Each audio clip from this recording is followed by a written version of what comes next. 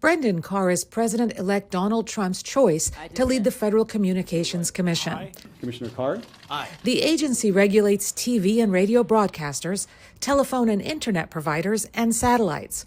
Carr is currently a sitting FCC commissioner and longtime staffer. What's clear is he has a lot of experience. I believe he's been there since 2012 as an attorney, and he's also been pretty transparent, which is good. He both has a pretty good sense of, or very strong sense of how the FCC works and how things get done there. Trump describes the 45-year-old attorney as, quote, a warrior for free speech.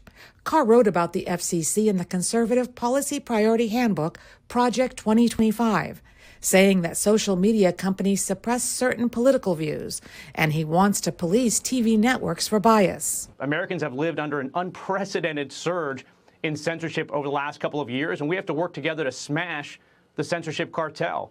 Number two is media. Trust in media is at an all-time low, and there's a lot the FCC can do there to make sure that broadcasters are, in fact, serving the public interest. Those amendments are being criticized as potential infringements of the Constitution's First Amendment right to free speech. One of the things that he proposes to do is actually force those private companies to leave up content that advertisers and others find offensive.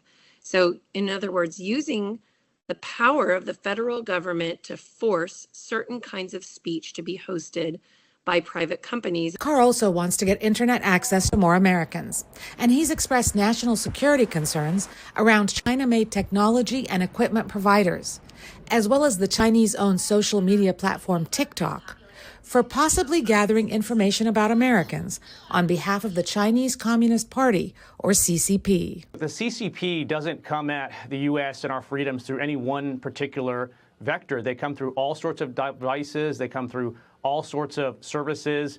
That's why it's important that we be vigilant. Those national security concerns are less likely to be controversial for the 5-member bipartisan panel that Carr will lead. There's already some funding in place to what they call rip and replace, to pull out some network equipment that's in place already and replace it with what's considered to be safer. Shortly after Trump designated Carr to lead the FCC, Carr announced that the agency will end its diversity, equity, and inclusion efforts.